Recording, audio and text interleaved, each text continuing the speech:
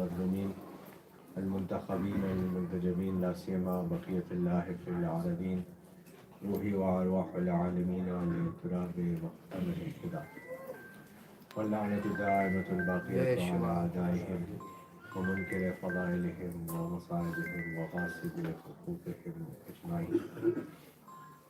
أما بعد, firstly, just one masala that we mentioned yesterday, and just follow up question was there, so I'll inshallah clarify that ruling, and inshallah then we'll go to a few other masail that we mentioned previously regarding the close of fasting, inshallah, and then we'll go to the tafsir of Quran. Salawat ala Muhammad wa alihi. Allahumma salli ala Muhammad wa alihi. So the beginning of fasting yesterday was a question regarding the beginning of fasting. So I'll read out the ruling, and then I'll mention the calculation that we've got on our calendar and the basis behind that, and then inshallah, hopefully that everything will be clear in the basis of that. So the ruling from Ayatollah Sistani Hafidullah is al-imsaku wajibu hina al-itminana bidukhul al-fajr. It is obligatory to start the fast when one has satisfaction that the time of Fajr has entered. وَالْأَثْرُ لِلْأَذَانِ إِذَا لَمْ يُجَبْ. It doesn't matter about when does the adhan and so on and so forth, this, because there's, in Muslim countries, there's different times of giving adhan, multiple adhan coming. So he says that that doesn't matter. What matters is that there has to be itminan, satisfaction for the person that the time for Fajr has started, and that's the time when the fast also starts. Now, regarding the timetable that we're using for the Fajr time, this is what they have said about the calculation of the Fajr time, and that's why my answer yesterday was in line of that. Obviously, I know that I hadn't mentioned the details, but because it's yesterday, somebody asked this question to explain this a bit more, so I'm mentioning that. I'll read out the explanation that they've given in the calculation. That is that we know that there is a margin of error in any timetable.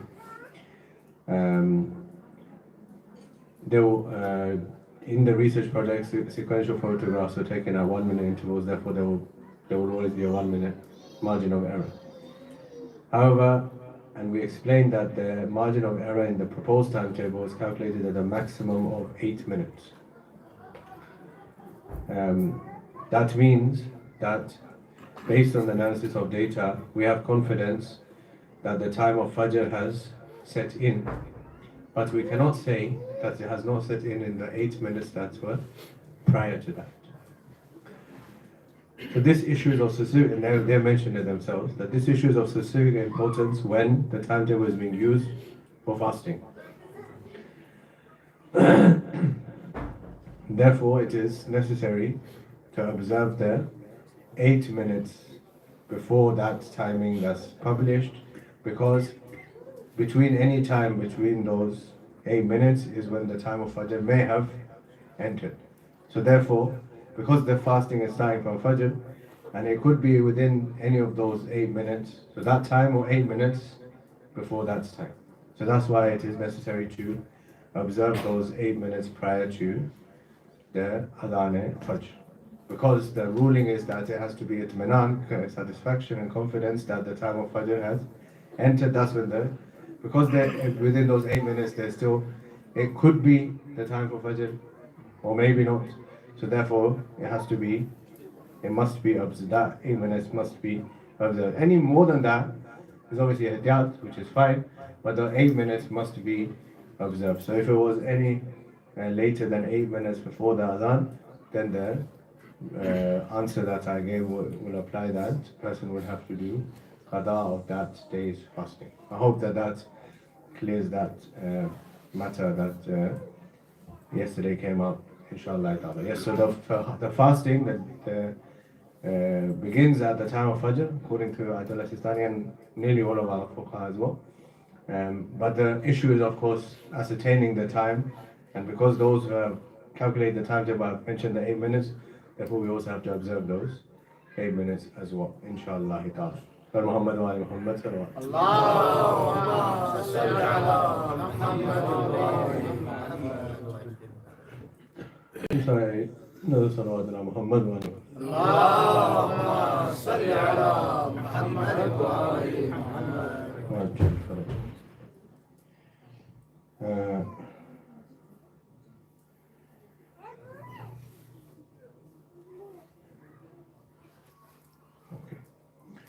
So, inshallah ta'ala, we'll, like I said, we summarized the verses 11 to 14 was of Surah Al-Furqaan, which we mentioned yesterday, which had the description of those people who rejected the akhirat, rejected the last day and the questioning from Allah subhanahu wa ta'ala. And in this, Allah subhanahu wa ta'ala mentioned Tawheed, and then Risalat, and then Akhirat.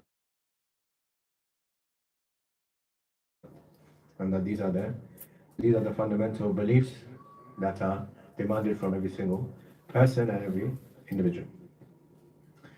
And therefore Allah subhanahu wa ta'ala said that whoever rejects these beliefs, really they're rejecting them because of Akhirat, and they don't want to be questioned by Allah subhanahu wa ta'ala. And therefore Allah subhanahu wa ta'ala has put the punishment in the Akhirat for them. So one riwayat, just to give the tasawwur, one riwayat regarding this ayat about the punishment, that ayat number 14 says that there will be different groups of people who will be getting the punishment. So Hazrat Zayd Shaheed was the son of Imam Zainul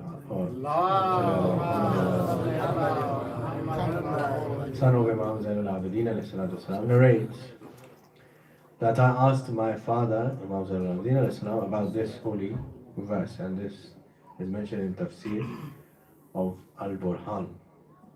That Hazrat Zayd Shaheed says, I asked my father, Imam Zainul Abidin alayhi salam, about this verse, and he told me that I heard my father, Imam Hussain alayhi salam, who told me that the Prophet sallallahu alaihi wasallam told my father, Amirul Mu'minin alayhi salam. Allahumma salli ala Muhammad. That this ayat is about the Day of Judgment, when all the false leaders, false imams, all the false claimants to leadership would come, and all their followers would also be there on the Day of Judgment. And their followers would say to their imams, to their leaders, that because of you we came in this place, we are in this place. So you have to save us today. You claim to lead us in the world, so you have to save us today. So on that day, of course, those claimants, those leaders, those imams, they would have no power over anybody. And so Allah subhanahu wa ta'ala would send them and their leaders into hellfire.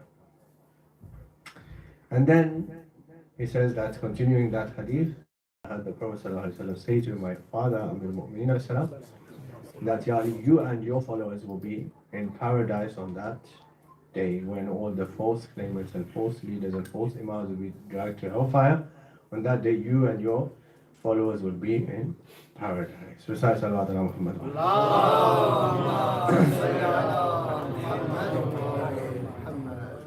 Share किया गया कि इमाम ने फरमाया कि जो भी झूठे इमाम हैं, तो ना उनकी झूठी इमामत चल रही होगी, ना उनके चाहने वालों के लिए वो उससे कुछ कर पाएंगे।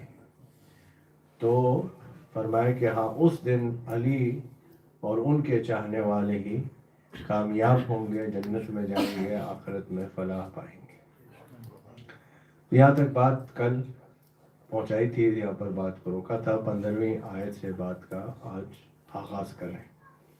इरशाद हो रहा है, बिस्मिल्लाहिर्रहमानिर्रहीम, कुल अदालिका खैरुन अम جنت الخلد التي وعد المتقون كانت لهم جزاء ومصيرا لهم فيها ما يشاءون خالدين كان على ربك وعدا مسئولا. فرماتے ہیں کہ اللہ فرماتا ہے کہ میرے حبیب کہہ دیجئے کہ کیا وہ بہتر ہے، یعنی یہ جو جہنم کی بات کی گئی یا وہ جنت، جنت الخلد. اردو میں اور فارسی میں بھی ہم لوگ خلد کا لفظ جنت کے لیے استعمال کرتے ہیں. لفظ خلد در اصل عربی میں جو استعمال ہوا ہے اور آیت میں جو آیا ہے وہ اس جگہ کے لیے آتا ہے جہاں پر آدمی ہمیشہ کے لیے رہتا ہے. یعنی دنیا کی حقیقت یہ ہے کہ آدمی دنیا میں کچھ دیر کے لیے رہنے کے لیے آئے، کچھ عرصے کے لیے انسان دنیا میں رہنے کے لیے آئے، وقتی طور پر دنیا میں رہے گا. لیکن جنت کی خصوصیت یہ ہے کہ وہاں جو جائے گا وہ ہمیشہ کے لیے جائے گا. تو اس چیز کا وعدہ اللہ سبحانہ و تعالیٰ کہہ رہا ہے کہ وہ جنت ہے، یعنی کون سی جنت کہ جس میں ہمیشہ کے لیے، یعنی جو جائے گا اس میں پھر وہ ہمیشہ کے لیے اس میں رہے. یہاں پر ایک اور شبہے کا اور ایک اور غلط فہمی کا بھی ازالہ ہے. حضرت آدم جس جنت میں تھے وہ یہ والی جنت نہیں ہے، اس لیے کہ اس جنت میں آدمی ہمیشہ کے لیے رہے گا. اس چیز کا بھی ازالہ ہو گیا کہ یہ والی جنت جو ہے اس میں انسان نے ہمیشہ کے لیے رہنا ہے. اگر کسی اور جگہ وہ تھے جس کو بھی یعنی عربی زبان میں ہر باغ کو جنت کہا جاتا ہے. ہم لوگ تو اصطلاحی طور پر جنت اس جگہ کو استعمال یا اس کے لیے نام استعمال کرتے ہیں جہاں پر جو ہے وہ آخرت کے اندر جائیں گے، لیکن عربی زبان میں جنت ہر باغ کے کو جنت کہا جاتا ہے. تو اس وجہ سے وضاحت کی گئی کہ یہ جنت جو ہے جس کی یہاں بات کی جا رہی ہے، جس کا ہم مفہوم لے رہے ہیں، وہ ہے کہ جہاں پر انسان ہمیشہ کے لیے رہنے والا ہے. یعنی ہمیشہ کا مطلب یہ ہے کہ وہاں سے پھر نکلے گا وہ نہیں. تو اگر کسی جگہ سے کوئی نکلا ہے تو اس کا مطلب ہے کہ وہ والی جنت نہیں ہے.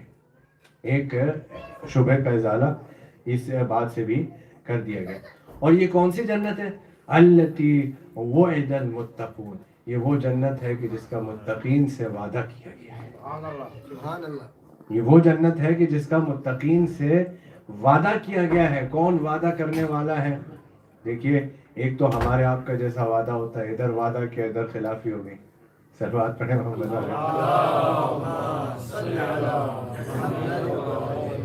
یا اگر یوں کہا جائے کہ وعدہ کیا ہی تھا خلافی کرنے کے لیے، ارادہ ہی نہیں تھا اس وعدے کو پورا کرنے کا، اس وعدے کو وفا کرنے کا، خدا خواستہ ارادہ ہی نہیں تھا.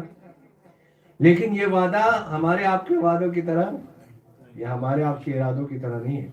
جیسے اللہ کا ارادہ ہمارے ارادے کی طرح نہیں ہے، ویسے اس کا وعدہ بھی ہمارے آپ کے وعدوں کی طرح تو ہے نہیں. کسی چیز کا وعدہ کیا ہے تو یہ ٹھوس اور حتمی وعدہ ہے. یہ وہ وعدہ ہے کہ جس کی خلاف ورزی نہیں ہو سکتی. اور اسے وعدہ کیا ہے متقین کے ساتھ، صاحبان تقویٰ کے ساتھ میں اس جگہ کا، اس مقام کا، اس کا وعدہ کیا ہے. کانت لہم جزاء و مصیرا، اور یہ ان کے لیے جزا بھی ہوگی اور ہمیشہ رہنے والی جگہ بھی ہوگی. یہ وہ جگہ ہے جہاں پر وہ ان کے لیے جزا ہے، یعنی جو کچھ بھی انہوں نے دنیا میں کمایا ہے اس کی جزا بھی ہے اور ہمیشہ اس جگہ میں وہ رہنے والے. لہم فیہا ما یشاؤون، اور اس کی خصوصیت کیا ہے؟ اس کی خصوصیت یہ ہے کہ جو بھی وہ چاہیں گے اس میں ہوگا. جو بھی ان کی چاہت ہوگی، جو بھی وہ خواہش کریں گے اس جنت میں وہ ان کو ملے گا. جو چیز بس خواہش کی اور ان کو مل گیا. خالدین، اور یہ ہمیشہ، یعنی دوبارہ اللہ نے اس بات پر اصرار کیا کہ یہ جنت بھی ہمیشہ رہنے والی ہے اور وہ بھی اس میں ہمیشہ رہیں گے. کان علی ربک وعدا مسئولا، اور یہ ایسا وعدہ ہے کہ جو پورا ہونا ہی ہے. اس کی ابھی وضاحت آگے آ رہی ہے. مل کے ایک صلوات پڑھیں محمد. اللہم صل علی محمد. شیخ صدوق رضوان اللہ تعالی علیہ کی کتاب ہے توحید. اس میں روایات ہیں معصومین علیہ السلام سے توحید کے موضوع پر. اس کی یہ حدیث ہے کہ حضور نے فرمایا کہ جو کوئی بھی اس امر کے اوپر اس دنیا سے جاتا ہے کہ اس کو یہ یقین ہے کہ اللہ وحدہ لا شریک ہے، وہ جنت میں داخل ہوگا۔ ماشاءاللہ۔ جو کوئی بھی اس کے اوپر دنیا سے جاتا ہے، مرتا ہے، مرتے وقت پر اس کا یہ ایمان ہے کہ اللہ ہے اور اللہ ہی حق ہے، تو وہ جنت میں داخل ہوگا۔ یعنی یہاں پر اس کے اندر مفہوم روایت کے اندر بھی ایک بات پوشیدہ ہے کہ انسان کا توحید کے اوپر زندہ رہنا ایک کام ہے، لیکن دراصل اسے مرتے وقت توحید کے اوپر ثابت قدم ہونا چاہیے۔ ماشاءاللہ۔ اس کی بہت ساری مثالیں، جلدی سے جو ہے وہ بات کی طرف اشارہ کر دوں، مل کے صلوات پڑھیں محمد علیہ۔ اللہم صلی علی محمد و آل محمد۔ جب وقت موت آتا ہے، انسان آخری وقت میں ہوتا ہے، تو الگ الگ کیفیتیں ڈیپینڈ کرتا ہے ہر انسان کے اوپر، اس پہ الگ الگ کیفیتیں طاری ہوتی ہیں۔ ایک کیفیت یہ طاری ہوتی ہے کہ بالکل اس کا آخری وقت ہوتا ہے اور روح نکلنے والی ہے، تو اس کو بہت شدت سے پیاس لگتی ہے، جسم کو نہیں، روح کو۔ توجہ کیجیے گا، جسم کو نہیں، روح کو پیاس لگتی ہے، بہت شدت سے پیاس لگتی ہے، اور اس وقت پہ وہ یہ سوچ رہا ہوتا ہے، یعنی میں یہ سوچ رہا ہوں، اگر میرے اوپر خدا خستہ یہ وقت آ گئے، میں یہ سوچ رہا ہوں کہ میں پوری دنیا میں ہر چیز دینے کے لیے تیار ہوں، بس پانی مل جائے۔ یہ کیفیت انسان پر وقت آخر طاری ہو جاتی ہے۔ ایسے میں ابلیس آ جاتا ہے، ایسی حالت میں ابلیس آتا ہے، اور خالی نہیں آتا، پانی لے کر آتا ہے، اور وہ یہ کہتا ہے کہ میں پانی دے دوں گا، لیکن پہلے خدا کا انکار کر دو۔ اب انسان کی کیفیت ایسی ہوتی ہے کہ وہ پوری دنیا میں ہر چیز دینے کے لیے تیار ہے اگر اسے پانی مل جائے۔ اور آپ کو پتہ ہے کہ انسان کو اگر پیاس لگی ہو اور پانی نہ مل رہا ہو تو کسی طرح وہ برداشت کر لیتا ہے، لیکن اگر پیاس لگی ہو اور سامنے پانی آ جائے اور پھر کوئی پانی نہ دے رہا ہو تو پھر وہ برداشت سے باہر کیفیت ہو جاتی ہے۔ ایسے میں وہ کہتا ہے پانی ہے، پانی ہے، بس تم خدا کا انکار کر دو اور میں تمہیں پانی دے دوں۔ تو اب وہ اس وقت آخر، یعنی روح جسم میں سے نکلنے والی ہے، بس کچھ لمحوں کی بات ہے، اس کشمکش میں پریشان رہتا ہے کہ کیا میں اپنا ایمان بیچ دوں اس پانی کے لیے یا نہیں۔ اور بعض ایسے ہوں گے، روایت کے الفاظ ہیں، بعض ایسے ہوں گے کہ جو اس کشمکش میں ہار رہے ہوں گے کہ نہیں، پانی تو بہت شدت سے چاہیے اور سامنے ہے بھی اور اس کے پاس ہے بھی اور ٹھنڈا پانی ہے اور اسی چیز کی طلب ہے اور کوئی چیز نہیں چاہیے۔ اور وہ کہے گا کہ وہ پھر پانی کو گرانا شروع کرے گا، وہ پانی ہوگا، وہ پانی کو گرانا شروع کرے گا، کہ بس خدا کا انکار کر دو تو میں پانی دے دیتا ہوں۔ اور وہ پانی یوں سامنے گراتا جائے گا، اور جب وہ تھوڑا سا رہ جائے گا تو وہ جس کا ایمان متزلزل ہو رہا تھا وہ کہے گا کہ بھئی اتنا سا جو رہ گیا وہ تو مل جائے۔ وہ کہتا ہے ٹھیک ہے، میں خدا کا انکار کرتا ہوں، تو وہ باقی کا پانی بھی گرا دیتا ہے اور ہنستا ہوا چلا جاتا ہے۔ تو ایسے وقت سے بچنے کے لیے، ظاہری بات ہے کسی کو بھی وقت آ سکتا ہے، ایسے وقت سے بچنے کے لیے بہت سارے علاج معصومین علیہ السلام نے بیان فرمایا۔ اس میں سے ایک دعائے عدیلہ ہے اور زیارت آل یاسین ہے۔ وہ اس وجہ سے کہ ان دونوں کے اندر وہ باتیں بیان کی گئی ہیں جو انسان کو وقت آخر جن چیزوں کی ضرورت پڑنے والی ہے، اور ان کو روزانہ تلاوت کرنے سے اور ان کو روزانہ پڑھنے سے انسان کا ایمان پختہ اور اسٹرانگ ہو جائے گا کہ وہ اس طرح کے شیطان کے اس اٹیک سے اپنے آپ کو بچا سکے گا۔ تو یعنی اللہ سبحانہ وتعالی یہ سب آپ کی خدمت میں عرض اس لیے کیا کہ اللہ نے اس حدیث میں یہ آیا کہ انسان کو مرنا ہے اللہ کے ایمان کے اوپر، تب وہ جنت میں داخل ہو، چاہے کہ پوری زندگی 40 50 60 70 80 سال اللہ کے اوپر ایمان پہ گزار دیا، اگر مرتے دم خدا نخواستہ وہ شیطان کے ہاتھ میں دے دیا، جبکہ وہ شیطان کہ جو اپنوں سے وفا نہیں کرتا وہ دوسروں سے کیا کرے گا، یہ کہہ کے بھی کہ کفر اختیار کر دو، جو کفر اس نے اختیار کر لیا تب بھی پانی اس کو ملا نہیں۔ یعنی کہ انسان کا ایمان اتنا زیادہ ویلیوبل ہے اور اس چیز کی اتنی زیادہ اہمیت ہے کہ وقت آخر انسان کو اپنے ایمان کو محفوظ اور بچا کر کے رکھے۔ صلوات پڑھیں محمد وعلیہ۔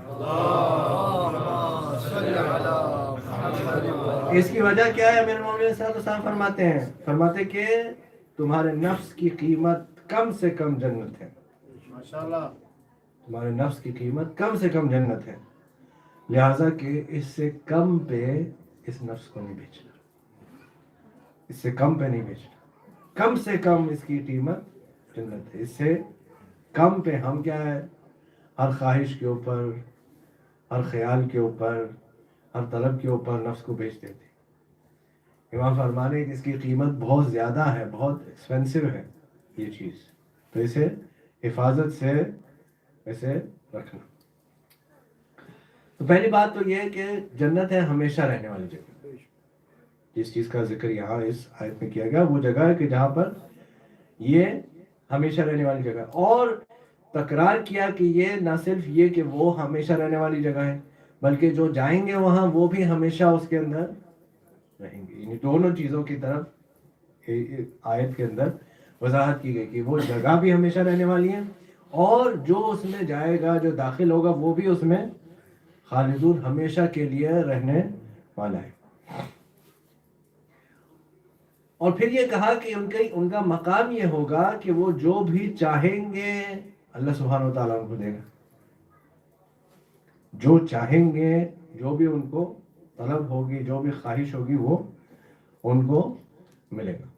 اور پھر فرمایا کہ یہ وہ اللہ کا وعدہ ہے کہ جو پورا ہو کر کے رہے گا، یعنی اللہ سبحانہ و تعالیٰ جو ہے وہ بتا رہا ہے کہ یہ نہ صرف یہ ایک ایسا وعدہ ہے کہ جو اللہ نے کیا ہے، بلکہ یہ وہ اس طرح کا وعدہ ہے کہ جس وعدے کے متعلق متقی اللہ سے سوال بھی کر سکتے ہیں۔ آیت میں کیا آیا؟ آیت میں آیا کان علی ربک وعدا مسئولا، مسئولا یعنی سوال سے، یعنی کہ سامنے والا اتنا ٹھوس یہ وعدہ ہے اللہ کا متقین کے لیے کہ متقین اسے ڈیمانڈ کریں گے قیامت والے دن۔ اللہ یہ کہہ رہا ہے کہ نہ صرف یہ کہ اللہ نے وعدہ کیا ہے اور ان کو ملے گا، لیکن وہ بھی ڈیمانڈ کر سکتے ہیں، اور اللہ اس ڈیمانڈ کو پورا کرے گا کہ وہ اس کی بارگاہ میں اس طرح کا ایمان اور اعمال لے کر کے آئے ہیں کہ وہ یہ ڈیمانڈ کریں گے کہ ہمیں اس مقام کو دیا جائے۔ اللہ سبحانہ و تعالیٰ یہ ان کا مقام بتا رہا ہے۔ اور کیا مقام بتا رہا ہے؟ مل کے صلوات پڑھیں محمد وعلیہ وسلم۔ اللهم صل على محمد وعلى محمد۔ اللہ سبحانہ و تعالیٰ کہتا ہے کہ ان کو وہ ہر چیز ملے گی جس چیز کی وہ خواہش کریں گے۔ یعنی کیا کیا چیز کی خواہش کرے گا انسان؟ ظاہری بات ہے، دنیا میں آدمی خواہش کرتا ہے مجھے گھر مل جائے، گاڑی مل جائے، جاب مل جائے، اولاد مل جائے، شادی نہیں ہو تو شادی ہو جائے، یہ ساری خواہشیں دنیا میں انسان کرتا ہے۔ جنت میں تو ان ساری خواہشوں کی ضرورت پڑے گی نہیں، تو یہ جنت میں انسان کیا خواہش کرے گا؟ جنت میں ظاہر ہے کہ انسان یہ خواہش کرے گا کہ کاش کہ فلاں میرا دوست میرے ساتھ ہوتا۔ جنت میں انسان یہ خواہش کرے گا کہ فلاں میرا دوست تھا دنیا میں، وہ بھی میرے ساتھ ہوتا، یا فلاں میرا رشتہ دار تھا دنیا میں، وہ بھی میرے ساتھ ہوتا۔ تو اللہ سبحانہ و تعالیٰ ان متقین کی خواہش کو پورا کرے گا۔ سبحان اللہ۔ اللہ سبحانہ و تعالیٰ ان کی خواہش کو پورا کرے گا۔ اگر وہ کہیں گے اے اللہ کاش ہمارا فلاں دوست ہمارے پاس ہوتا، اے اللہ کاش ہمارا فلاں رشتہ دار ہمارے پاس ہوتا، تو اللہ سبحانہ و تعالیٰ ان کی خواہش کو پورا کرے گا۔ اور اگر آپ کو اس بات کو شعری انداز میں سننا ہو تو ایک شعر ہے جو آپ لوگوں نے یقیناً قصیدے کا سنا ہوا ہوگا۔ بسم اللہ بسم اللہ۔ استاد شہید سبت جعفر صاحب فرماتے ہیں کہ کتنوں کی شفاعت یہ کرا دیں گے عزادار، کتنوں کی شفاعت یہ کرا دیں گے عزادار، ہم جیسا کہاں کوئی گنہگار ملے گا، ہم جیسا کہاں کوئی گنہگار ملے گا۔ وہ اسی آیت کی تشریح میں ہے، مل کے صلوات پڑھیں۔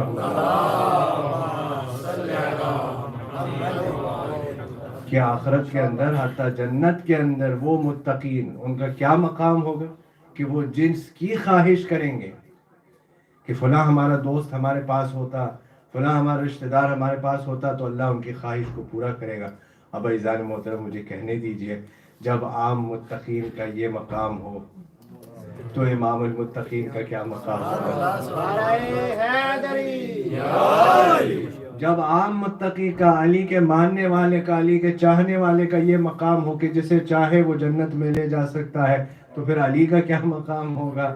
تو پھر اہل بیت علیہ السلام کا کیا مقام اور مرتبہ ہوگا اس دن، کہ جس دن کے لیے کہا گیا کہ اللہ یہ کہے گا یہ تو آپ کا دن ہے، یہ تو ہے ہی آپ کا دن، جس کو آپ چاہیں گے، جس کی آپ شفاعت کرائیں گے، جس کا آپ کہیں گے اسے جنت میں داخل کر دیا جائے گا۔ ہاں بس یہ بات ہے کہ میں یہ اختیار نہیں کر سکتا، میں یہ چوز نہیں کر سکتا کہ علی میری شفاعت کرا دے، وہ یہ اختیار کریں، وہ یہ کہیں گے کہ ہاں ہم فلاں کی شفاعت کریں گے۔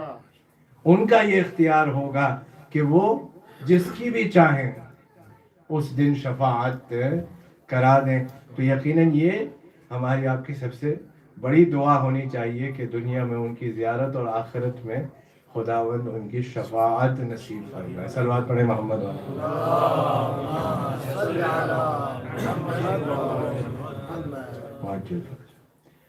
یعنی کہ اچھا، اب یہاں پر بات ایک اعتراض کا ازالہ بھی کر دیں اور پھر انشاءاللہ آج کے حد تک بات تمام کرتے ہیں، باقی بات انشاءاللہ کریں۔ وہ یہ ہے کہ جب اللہ نے یہ کہا کہ جو وہ چاہیں گے، تو پہلے ہی بتا دیا کہ یہاں ہر ایک کی بات نہیں ہو رہی ہے، متقین کی بات ہو رہی ہے۔ تو متقین جو کچھ بھی چاہیں گے وہ بھی تقوی کے آئینے میں ہوگا، یعنی ایسا نہیں ہے کہ وہ ایسی چیز وہ چاہیں گے کہ جو خدا نخواستہ خدا کی نافرمانی ہو، یا خدا اس چیز سے ناراض ہو، یا خدا اس چیز کو پسند نہ کرتا ہو۔ یہ چاہت ان کی ہو ہی نہیں سکتی، اسی لیے تو وہ متقی ہیں، اسی لیے تو وہ صاحبان تقوی ہیں کہ ان کے اندر یہ خواہش، یہ بات، یہ خیال آ ہی نہیں سکتا، یہ پاسبل ہی نہیں ہے ان کے لیے۔ ان کی خواہش بھی وہی ہوگی اور ان کی چاہت بھی وہی ہوگی اور ان کی ڈیمانڈ بھی اللہ کی بارگاہ میں وہی ہوگی کہ جو اللہ چاہتا ہے اور اللہ جس سے راضی اور خوش ہوگا۔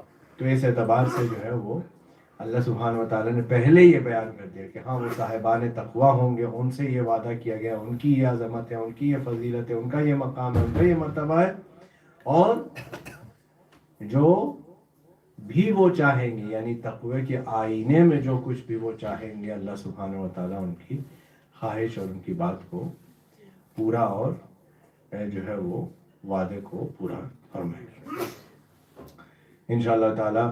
یہاں سے آگے جو ہے وہ دوبارہ بات آ رہی ہے محشر میں ہی ان لوگوں کے متعلق کہ جنہوں نے لوگوں کو دنیا میں گمراہ کیا تھا، لوگوں کو غلط راستہ دکھایا۔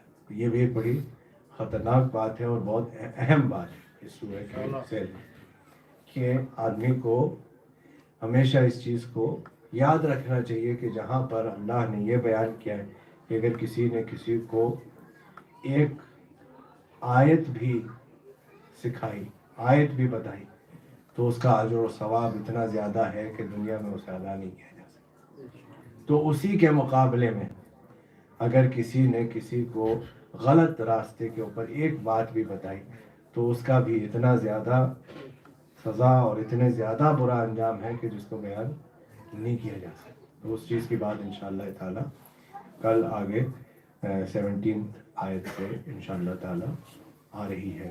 وصلی اللہ علی سیدنا محمد وآلہ الطیبین الطاہرین المعصومین. اللهم صل على جی جی بسم اللہ. کسی کا اگر کوئی سوال ہے وہ روزے والا مسئلہ میرے خیال سے وہ تو واضح ہو گیا. واضح ہو گیا ٹھیک ہے.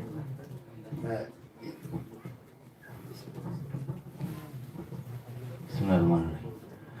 قبلہ ایک سوال آیا تھا ذہن میں, روزہ کب اسٹارٹ ہوا تھا بیسیکلی بگننگ میں, اور بہت سی ایسی سوال ہے اس سے پابند ہے کہ تھوڑا کنفیوژن بھی ہو جاتا ہے. روزہ جو یعنی ہماری شریعت کے اندر روزہ آیا تو سیکنڈ ایئر آف ہجری میں, جب حضور صلی اللہ علیہ وسلم مدینہ تشریف لے آئے تو فرسٹ ایئر آف ہجری میں یعنی پہلے سال جب آپ مدینہ تشریف لائے تو نماز کا حکم آیا تھا. یعنی اس سے پہلے نماز تھی لیکن یہ واجب جو ہے وہ کا حکم امت کے لیے مدینہ میں جب حضور تشریف لائے تب آیا. اس کے دوسرے سال میں یعنی پہلے سال جب تشریف لائے تو نماز کا حکم آیا, دوسرے سال میں روزے کا حکم آیا. یعنی یہ تدریجاً سٹیجز میں سارے عبادتوں کے حکم حضور کی سیرت میں آتے رہے کہ ون بائی ون جو ہے وہ ایک ایک چیز کو واجب قرار دیا گیا. تو سیکنڈ ہجری میں روزے کا جو ہے وہ ہماری شریعت کے اندر واجب کیا گیا. ورنہ ہر شریعت میں قرآن کی آیت اس چیز کی اس کے سارے تفسیروں میں آیا کہ کتب علیکم الصیام کما کتب علی الذین من قبلکم کا مطلب یہ ہے کہ ہر شریعت کے اندر یعنی ہمارے شریعت سے پہلے حضرت عیسیٰ پہ جو شریعت آئی, حضرت موسیٰ پہ جو شریعت آئی, اور حتیٰ اس سے بھی پہلے ہر شریعت کے اندر روزے کا حکم موجود تھا. اس کی حیت یا اس کا جو طریقہ کار تھا یا اسٹیٹ تھا وہ الگ الگ تھا, لیکن روزے کا حکم جو ہے وہ ہر ایک شریعت کے اندر موجود تھا. حضرت آدم سے لے کے اور حضور تک آنے تک ہر ایک وقت پر, ہر ایک پیغمبر پر, ہر ایک شریعت کے اندر روزے کا حکم موجود ہے. آج بھی اگر جائیں دیکھ سکتے ہیں یہودیوں کے اندر 25 گھنٹے کا روزہ ہوتا ہے, ایک دن کا ہوتا ہے لیکن 25 گھنٹے کا ایک روزہ ہوتا ہے. اس کے بعد پھر کرسچینٹی کے اندر جو ہے وہ ابھی آج کل بھی وہ ایام لینٹ جو ہے وہ چل رہے ہیں, 40 دن کے لیے جو ہے وہ ہوتا ہے, ایسٹر سے پہلے 40 دن کے لیے. اس کے بعد پھر ہندو مذہب کے اندر بھی آپ دیکھ سکتے ہیں, اور بھی جتنے مذاہب ہیں ہر ایک کے اندر روزے کا حکم کسی نہ کسی صورت میں کسی نہ کسی حیت میں موجود ہے.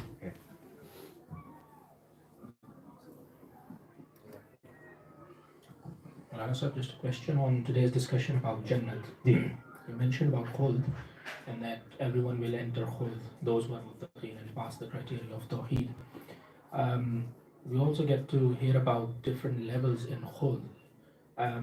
So what is the criteria to get to the closest to Ahlul Bayt? Is there a definition to that? What do we need to do in this dunya? Or can we further promote ourselves once we're in Khuld to get to the closeness of Ahlul Bayt? So both of those things, there's criteria to go to the higher stages as well, and that is obviously depending on the level of taqwa that person acquires, and obviously the one who is the highest in taqwa will get to the highest stages,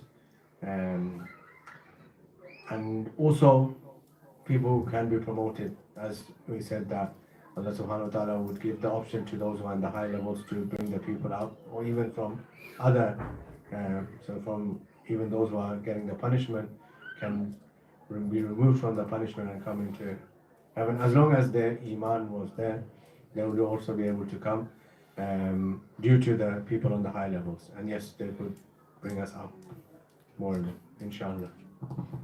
Sorry, one last question. This is from the ladies' side. Ji. The question is, can you explain the rulings of fidya payment for people who cannot fast either due to old age or illness?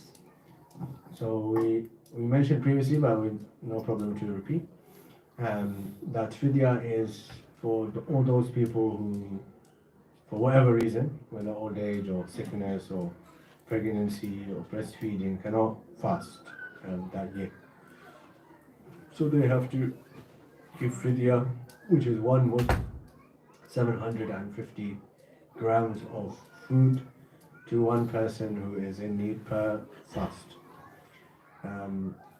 Just to mention, because the question is there and we mentioned it previously as well, but just to remind that the fidya is not the money, the fidya is the food.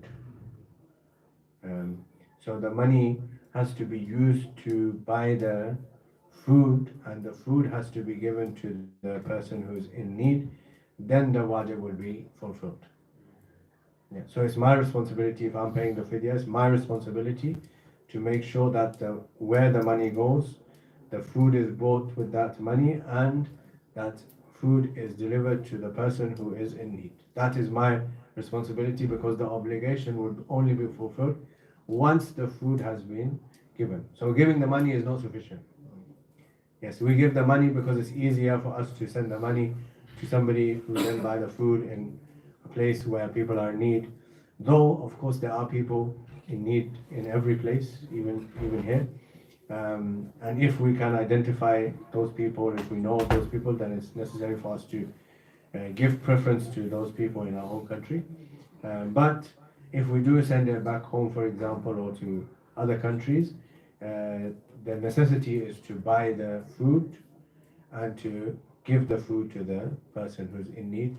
As long as I'm sure whoever I'm giving the money to is going to do that, then only would my fidya be fulfilled. Qibla, just on this question, further on this question.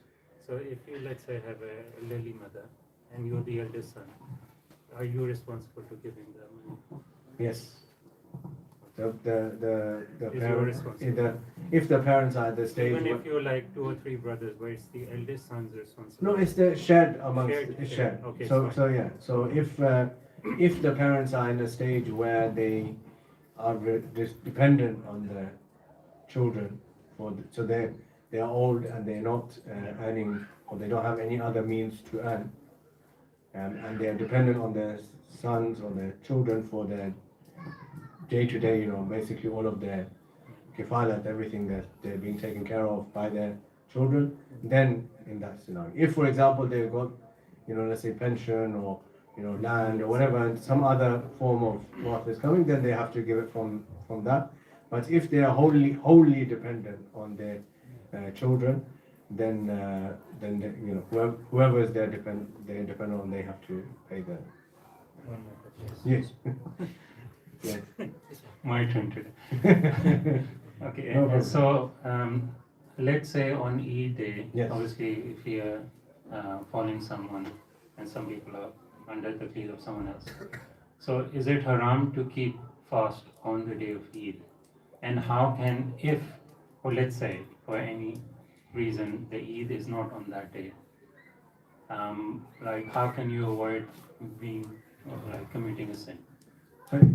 Is without any ikhtilaf, any doubt, it's haram to fast on the day of Eid. The question is, when is the day of Eid? The question is, when is the day of Eid? It is haram to fast on the day of There's Eid. no answer to that. Yeah. That is without any shadow of doubt.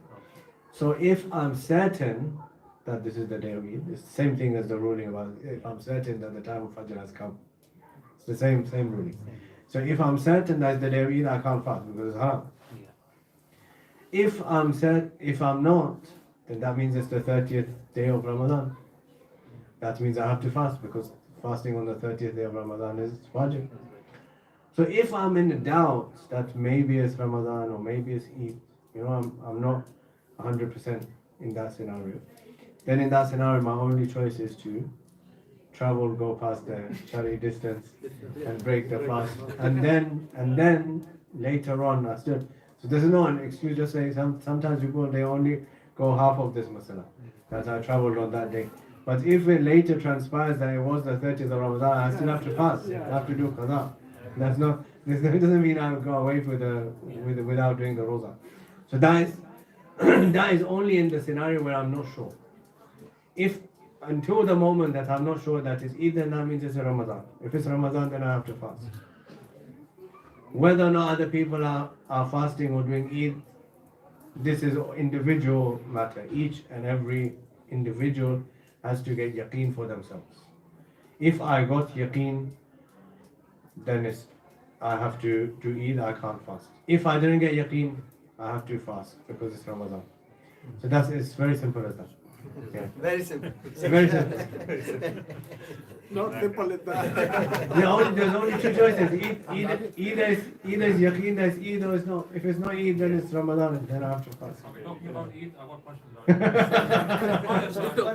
Already. 25 days left. I was saving these for the future. We So still you spoke about yaqeen, right? So there's a growing community in London specifically who go out and look for the moon in the UK, the New Prison Society, and I follow them on Twitter and everything. And they go across the UK where there's no clouds and they'll sight the moon. Does that take precedence over taqleed? Like, if it gives you certainty. so it's all about your personal yaqeen. Yes. Okay. In all of these matters, the answer is the same. If the I mean, they are Sunni, they're not Shia. no, it doesn't matter. Yeah. And they're providing the videos and providing the pictures. Evidence, yeah. There's live videos. It's like you can't make these things up. And even if somebody's in doubt, they can go there with them and see it themselves. And the ruling, of course, is, and it's a wonderful thing that they're doing, because this is the ruling. The first rule is that you have to, you yourself go inside the moon. So if you can yourself go inside the moon, then you don't need to ask anybody else. Why the MBS is there? That 28th of April we're having convention, you can ask the question. Inshallah. So I think we had a longer weekend session today, Inshallah. inshallah. But, is there any more questions? Thank you very much. Muhammad wa ala Muhammad. Muhammad.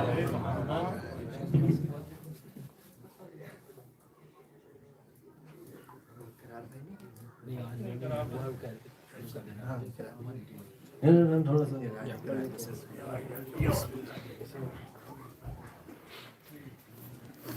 اللهم صل على محمد وعلى